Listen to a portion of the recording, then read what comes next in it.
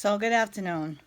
I watched my first video and I have a habit of batting my eyes, um, which I'm working on. I just kind of wanted to give a little background about me, spend a little bit more time with you, and try to share something more beneficial today to leave you with. I'm not um, I'm not always made up. I usually keep my hair in a ponytail. Um, Again, I'm not a preacher. I just want to spread the news or sound the alarm because I do believe we are living in the end times, and somebody has to tell you Jesus is coming back soon. May as well be me.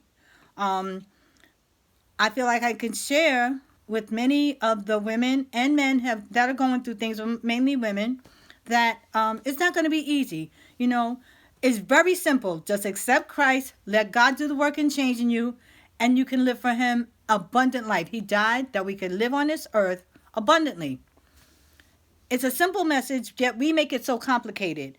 We feel like we can do different things to earn our way into heaven, or because we're a good person, we don't need to accept Jesus Christ, which is not true. We have all sinned and come short of the glory of God, which is why He sent His Son to die for us so that He could pay the penalty, the price of sin for us. Now, having said that,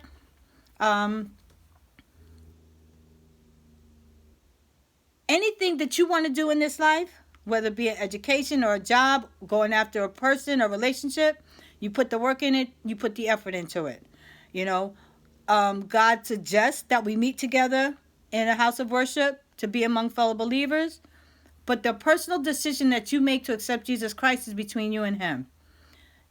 The devil is real and he's out there because he does not want you to gain access to everything that he lost when he decided to say, I will ascend the throne of God, I will be higher than God, I will be like God, all that, egotistical crap, because, he was the most beautiful creature that God created in heaven.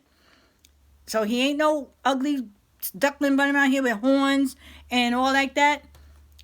If you ever notice, he will send the most handsome, the most beautiful, curvaceous person to distract you from a mission. The next thing you know, you're falling in lust and you're stuck out on the side of the road of life wondering how you got there. God gives us wisdom. His Spirit comes inside to live with us. We listen to it. That little hairs that stand up on the back of your neck. Those are all signs and indicators of things that you should follow and listen to. God's wisdom is not like man's wisdom. It doesn't always make sense, and it doesn't have to because He's God. But the idea is to trust Him with your life for a better life. Because we are a visual people, we have to see, feel, smell, hear, and taste stuff. We have a hard time, or I did it first, putting my trust and my faith in something that I couldn't touch, I couldn't see, and I couldn't, I couldn't smell. But as we go through this journey together and I share some stories with you, you'll see that it's not impossible for God to do the impossible. It's very possible. I don't have the brightest smile. I don't have the straightest smile. I don't have the longest hair. I'm not well known. I'm not trying to be famous. I'm just trying to help somebody else see that there is a better life that you can live starting today, right now. There's a parable in the Bible about let's call him a farmer who hires out people to work his farm. And he starts early in the day calling people to work for him. They agree to a wage. Let's say it's $1 for the day. And they start to work. Then about midday, he goes out. He hires some more people for the same $1 a day. Then just before he's about to shut down for the night, he goes out and he hires another group of people for the same $1. Now, when it comes time to get their money, the people that started earlier in the day start complaining, well, wait a minute, we've been here all day. And they just came and they're getting the same $1 that we're getting. So the farmer says, look, this is my farm. I have the right to pay what I wish to whom I wish. Now let's back up. Didn't we agree when you started? You agreed to work all day for $1. They said yes. He said, here's your dollar. I say that to say this. Again, we are all just one heartbeat away from eternity. God has his hand outstretched, waiting for us to accept the fact that his son died for us, not to spend eternity separated from him.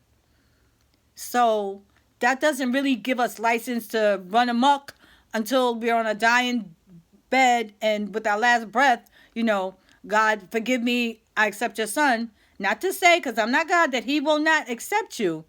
But once you know that you can have a better life living with Jesus or for him,